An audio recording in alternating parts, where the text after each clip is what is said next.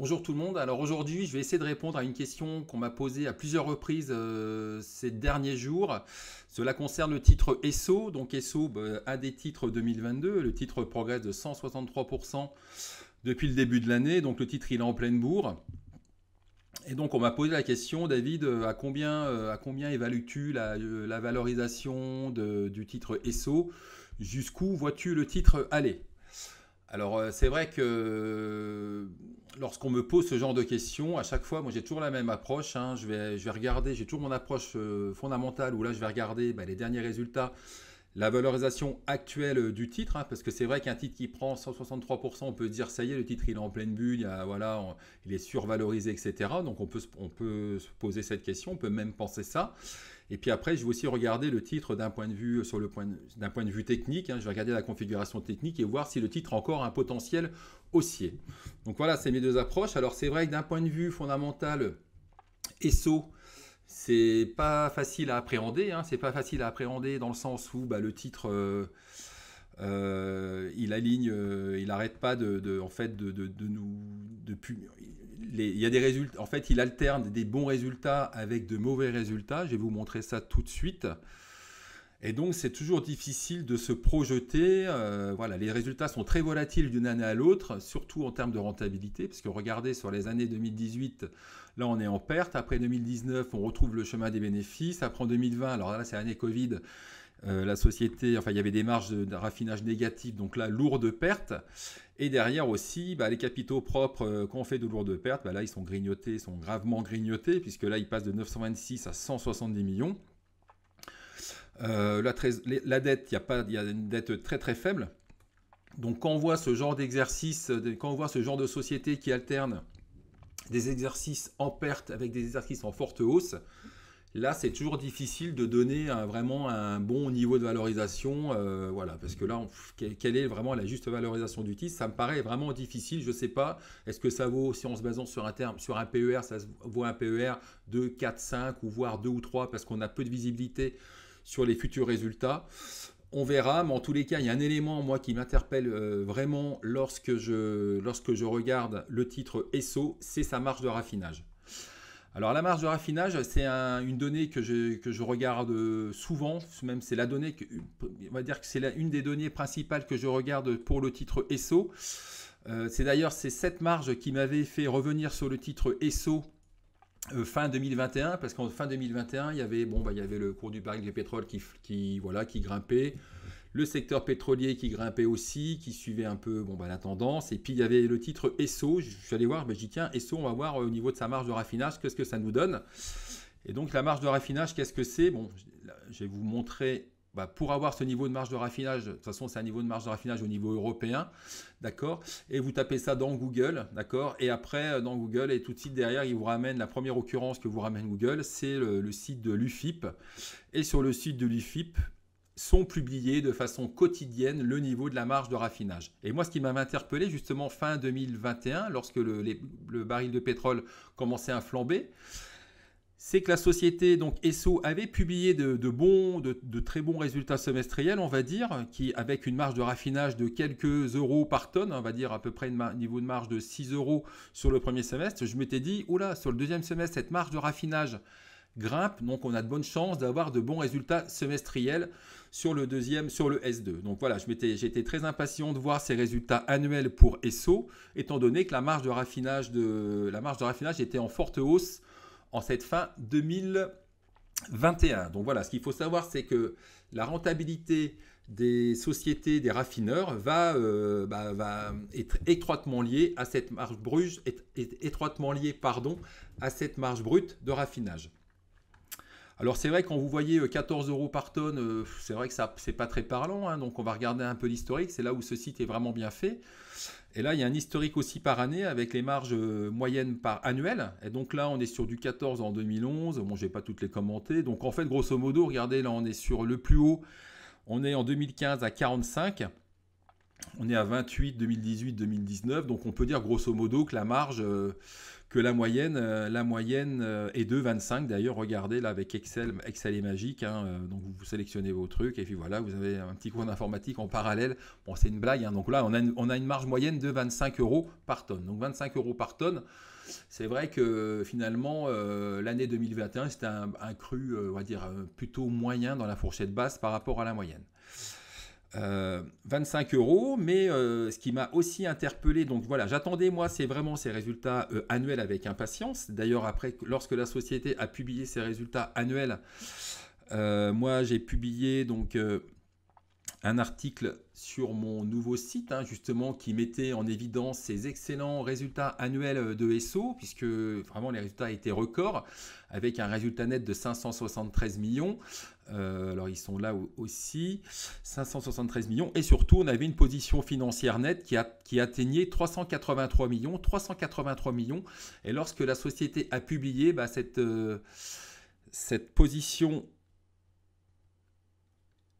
de trésorerie nette de 383 millions dépassait la capitalisation boursière. Donc là, je me suis dit, il y a vraiment un problème, il y a une grosse anomalie boursière. Alors effectivement, ok, SO, on a du mal à faire des prévisions de résultats. On ne sait pas trop, voilà, au niveau de l'actionnaire principal, l'actionnaire majoritaire ExxonMobil, SO, il faut savoir voilà, que SO, c'est une filiale française de ExxonMobil. ExxonMobil, c'est une société pétrolière américaine, une des plus grosses au monde.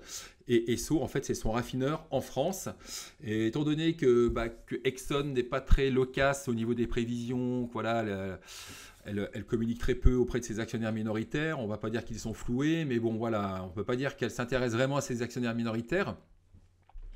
Pourquoi je dis ça? En fait, je ne sais plus. En tout cas, voilà, ce que je voulais vous dire, en fait, voilà, faut savoir quand même que voilà, la direction de ExxonMobil n'est pas très, on va dire, pas très loquace et on va dire néglige les actionnaires minoritaires. Bon, ça c'est une chose, mais je reviens je me disperse un peu, mais je reviens donc à ces résultats. Donc moi, quand je vois ces résultats, effectivement, même si la direction nous communique peu, quand je vois ça, quand je vois une trésorerie supérieure à la capitalisation boursière, et surtout quand je vois les marges à venir sur le premier semestre 2022, je me dis, bam, c'est vraiment excellent. Et derrière, je fais un article très rapide, hein, pareil, faut aller vite. Et le jour même, je fais mon article, et puis après, le titre s'envole, il prend, on va dire, c'était le 24. On était à 25 et puis après voilà il prend voilà il a pris presque 50%. Donc voilà suite à la publication envolée du titre SO et puis surtout ce qui a aussi on va dire soutenu le titre, c'est ses niveaux de marge. Donc je reviens à mes niveaux de marge, je me disperse un peu parce qu'il y a pas mal de choses à vous dire, hein, mais quand je vois donc ces niveaux de marge en ce début 2022, regardez. Là, en janvier, on partait sur un niveau de marge de 30, ce qui est plutôt on était quand même dans la fourchette haute, parce que je vous rappelle que la moyenne c'est 25. Là, on est à 28. Et puis au mois de mars, ça fait suite à l'invasion de l'Ukraine par la Russie. La marge s'envole à 84, ce qui est un record. Hein. Je ne suis même pas certain que la société ait déjà vu de tel niveau de marge de raffinage. Et puis, on peut se dire que ça va se calmer. Et puis, finalement, début avril, on voit que ça ne se calme pas. Là, on tombe même sur un record à 153 sur le vendredi 1er avril. Hein. C'était pas un poisson. Et puis là, c'est diminue. Donc là, la tendance, elle a l'air plutôt de se ralentir. Peut-être demain, on devrait être là sur une tendance à moins 20, peut-être 84, etc. Bon, en tous les cas, ce qu'on peut quand même en déduire par rapport à ce début d'année, c'est que ce début d'année commence très, très bien pour Esso. Et que la société devrait publier des résultats semestriels qui devraient être exceptionnels dans la mesure où on pourrait même s'attendre à ce que ce résultat semestriel soit même l'équivalent des résultats annuels de l'année dernière, étant donné le niveau de marge. Alors, le semestre n'est pas fini. Voilà. Après, il faudrait voir les niveaux de marge sur mai et juin, parce qu'on a encore 3 mois. Bon, là, même avril, hein, parce que là, avril, on n'a que 3 jours d'entamé dans le mois d'avril, mais pour l'instant, on peut d'ores et déjà dire que même si la société a finissé le semestre avec un niveau de marge moyen de 50 euros par tonne, on a de fortes chances de voir les résultats semestriels être largement supérieurs à ceux du S2 2021. Donc moi, quand j'ai vu ça, voilà, je me suis dit, je vois les bons résultats annuels, je vois la marge qui continue de s'enflammer, donc je me dis ce titre va être une de mes priorités pour les prochains jours, prochaines semaines. Donc voilà, d'un point de vue fondamental, c'est difficile de faire des prévisions, hein, parce qu'effectivement, voilà, là je n'ai pas de boule de cristal, je n'ai aucune idée des niveaux de marge à venir pour les mois de avril, mai et juin, même si le mois d'avril a bien commencé. Mais on peut dire quand même que le premier semestre commence très fort et que ce S1 devrait être quand même excellent. Donc d'un point de vue fondamental, moi le titre, il est effectivement, il a bien flambé, mais là on voit qu'on avait une trésorerie de 383 millions, une trésorerie nette de 383 millions. Lorsqu'on regarde la capitalisation d'aujourd'hui, finalement, on est à 485 millions, mais ça se trouve, la société est peut-être capable de dégager, de générer de la trésorerie sur le premier semestre de 200 millions. Tout est possible, hein, c'est ce qu'elle a fait sur le deuxième semestre 2021.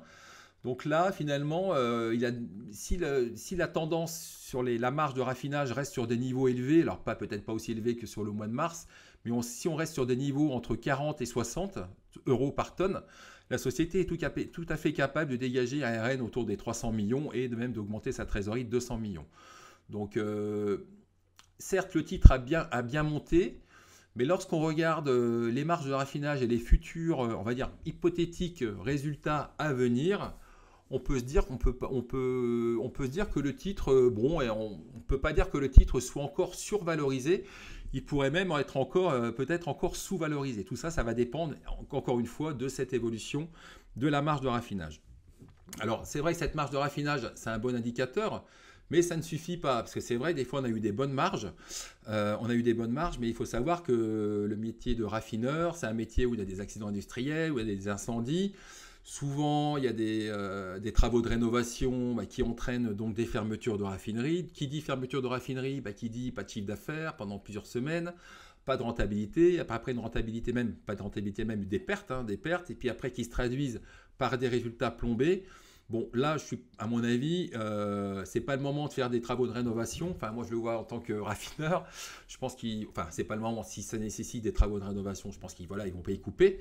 Mais en tous les cas, je pense que voilà, s'ils ont planifié des travaux de rénovation, peut-être qu'ils vont essayer de profiter encore un peu de ces niveaux de marge pour peut-être les différer. Mais alors attention, je ne sais pas s'il y aura des travaux de rénovation, hein. Parce que des fois, les travaux sont prévus, des fois, ils ne sont pas prévus. Donc, c'est aussi ça l'effet de surprise. Et c'est aussi ça qui fait que le titre Esso est difficile à appréhender, c'est qu'il y a beaucoup d'imprévus. On peut avoir des incendies qui peuvent aussi un peu plomber l'activité de Esso. Bon, je ne vais pas vous faire peur, mais hein. Parce que je veux dire, c'est que voilà, le métier de Esso, c'est un métier risqué. Faire des prévisions de résultats sur le titre Esso, c'est aussi, on ne va pas dire que c'est un métier aussi risqué que d'être raffineur, mais c'est aussi, c'est assez risqué.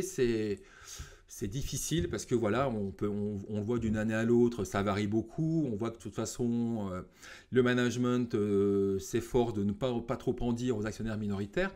Donc voilà, on a un peu livré à nous-mêmes pour faire des estimations de résultats. Alors peut-être que là, suite à l'envolée des marges de raffinage, il y a des analystes qui vont reprendre un peu le suivi du secteur des raffineurs, hein, parce qu'il y a Esso, mais il y a aussi Repsol. Bon, en tous les cas, voilà, c'est un peu difficile de faire des estimations, mais voilà, on peut s'aider de ce niveau, de cette marge renseignée quotidiennement. Et puis voilà, on peut s'aider aussi de la configuration technique. Donc c'est là aussi où j'en viens. Donc pour le côté fondamental, je pense avoir terminé dans le sens où Esso a bien grimpé, mais moi je pense que les résultats semestriels vont être bons. Donc s'ils sont bons, si la marge ne tombe pas trop, à mon avis, devrait être excellent. Et du coup, je pense que le titre Esso n'est pas si valorisé que ça, hein. Il pourrait même rester encore peu valorisé. Ça, on le verra suite aux résultats semestriels. Alors, c'est pas maintenant, hein, c'est en septembre, hein, donc il y a encore le temps. Mais voilà, en tous les cas, dans l'immédiat, sur des critères fondamentaux, sur le niveau de la marge, sur les derniers résultats annuels, on ne peut pas dire que le titre Esso soit survalorisé. On pourrait même dire qu'il soit encore assez peu valorisé. Donc là, j'en viens après à la configuration technique. Donc au niveau fondamental, pour l'instant, je dirais que les feux sont au vert. Et puis après, voilà, il faut rester vigilant. il faut rester vigilant, c'est-à-dire qu'en fait, il faut surveiller ce niveau de marge. Tant qu'on est au-dessus des 40-50, je pense que c'est complètement excellent pour le titre ESSO. Après, au niveau technique. Alors après, au niveau technique, moi je trouve que ce graphe de ESSO, il est assez propre, regardez, parce que là, on voit que le titre évolue dans un range, et là, il casse les 15. Et derrière, paf, ça enchaîne, et puis on va taper directement les 20, 21, enfin, on va taper les... J'avais vu quoi tout à l'heure? Ouais, donc ça enchaîne, on tape les 15, et puis après, pousse, ça s'enflamme, belle envolée de 40%. Le titre se heurte au 20,21. Il évolue dans un nouveau range, et puis après, il casse les 21, et ça enchaîne direct vers les 28. Ça enchaîne sur les 28, ça consolide. Après, ça consolide dans un nouveau range. Hein. Là, c'est la durée de consolidation dans ce range est vraiment très courte. Hein. C'est quoi? C'est 2 semaines. Et puis après, paf, on casse les 28 et ça accélère encore de nouveau.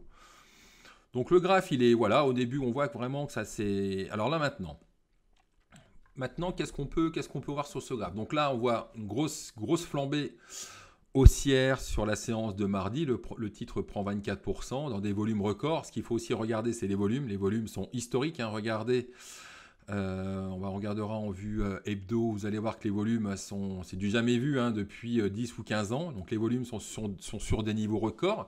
Et puis là, suite à une hausse de 24% comme ça, on peut se dire, c'était une flambée spéculative, ça va retomber, etc. Finalement, qu'est-ce qu'on voit? Sur la séance du mercredi, on voit que le titre il perd 3%, mais vraiment 3% après une flambée de 23%, déjà, c'est une petite consolidation. On voit que là, il y a une petite mèche, et puis derrière, il y en a certains qui ont profité. Le titre a dû perdre, je crois, 8 ou 9%. Et derrière, ça s'est un peu engouffré dans la brèche pour rentrer des titres. Donc là, effectivement, on réintègre les Bollinger. Non, pas tout à fait encore. Ça consolide. Donc dans l'immédiat, quand je vois ce genre de config, donc c'est bullish, hein, bien évidemment, en daily. Alors là, c'est vrai qu'on a un petit signal de faiblesse, mais bon, après une hausse de 23%, ça reste encore largement, c'est pas très grave. C'est daily, c'est haussier sur toutes les unités de temps.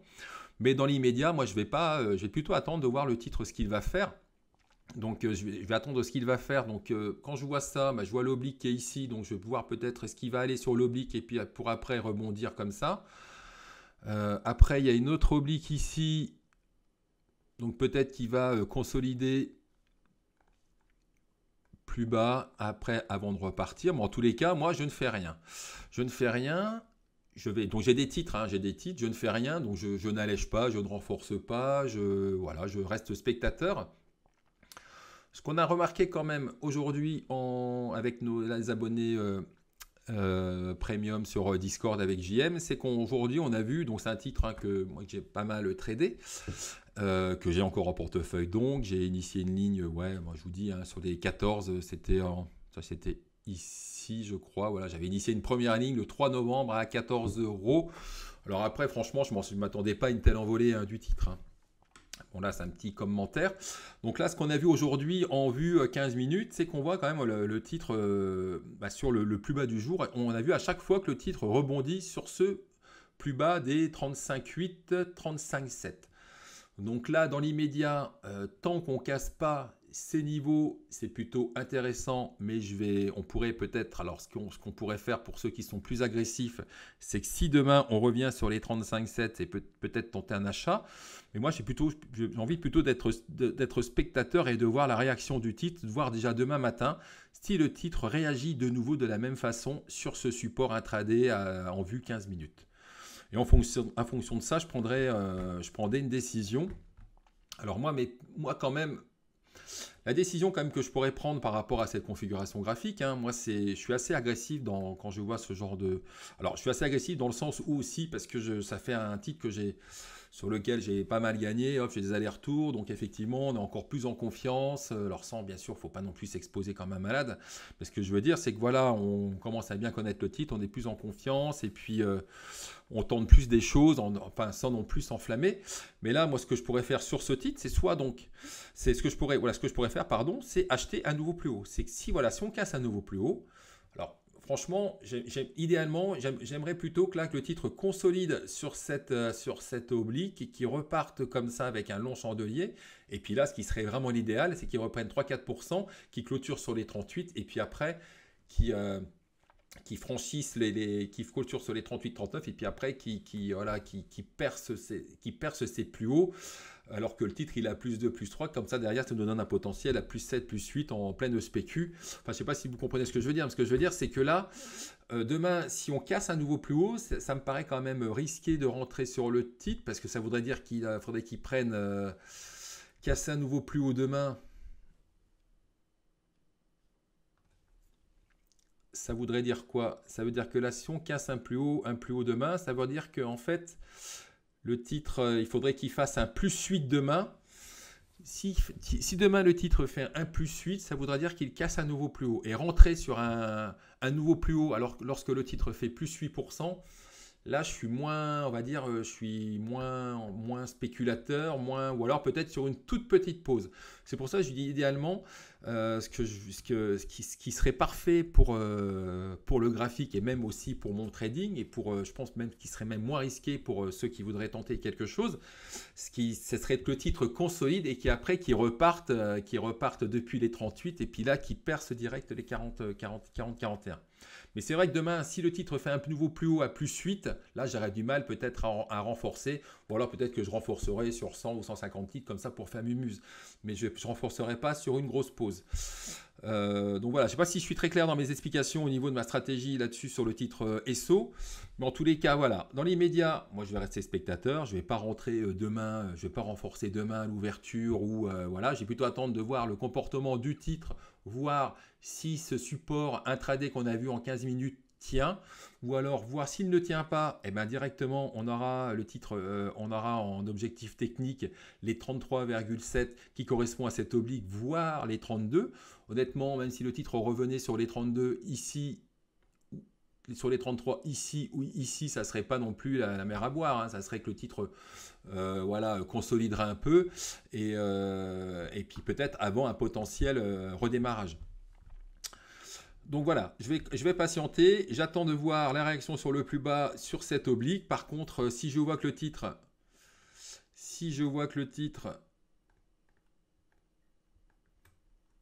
consolide,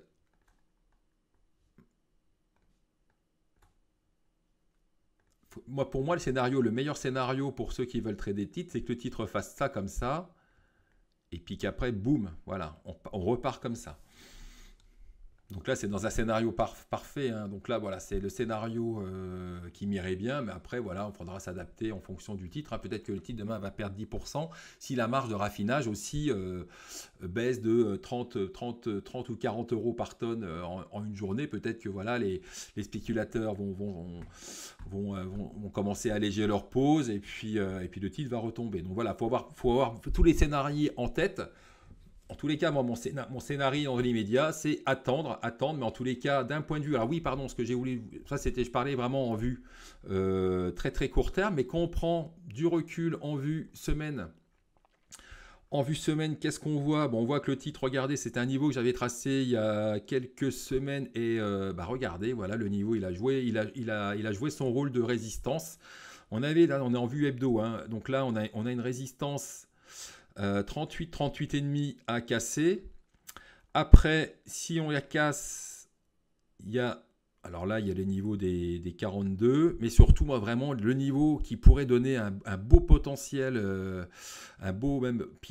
qui pourrait redonner un bel élan aussi au titre, c'est la cassure des 44, 43,6, 44, parce que derrière, ça nous donnerait, regardez, ça nous donnerait là ce potentiel ici, ça nous donnerait même un potentiel de 44 à 52, donc presque 20% ou à 18%, quelque chose comme ça.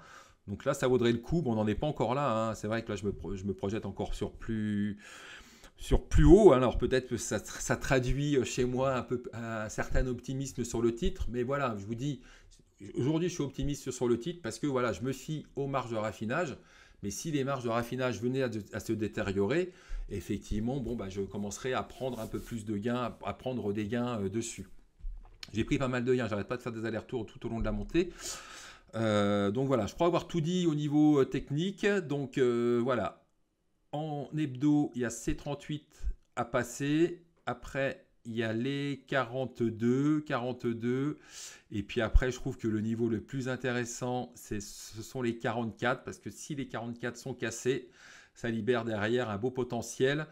Bon, après, voilà, les 50, les 60, est-ce que le titre peut y accéder, peut les rejoindre. Franchement, si la marge se maintient sur les niveaux actuels, je pense que c'est largement faisable. Donc voilà, j'espère que cette vidéo vous aura répondu à certaines de vos interrogations, certaines de vos questions. Après voilà, moi c'est ma vision des choses. Hein. J'ai pas de boule de cristal. Par contre voilà, j'ai essayé de me préparer à plusieurs scénarios, scénarii de marge qui baisse, scénarii aussi d'un point de vue technique. J'essaie un peu de prévoir tous les cas de figure et en fonction de ça, j'essaie de prévoir aussi comment je vais réagir par rapport à ces cas de figure.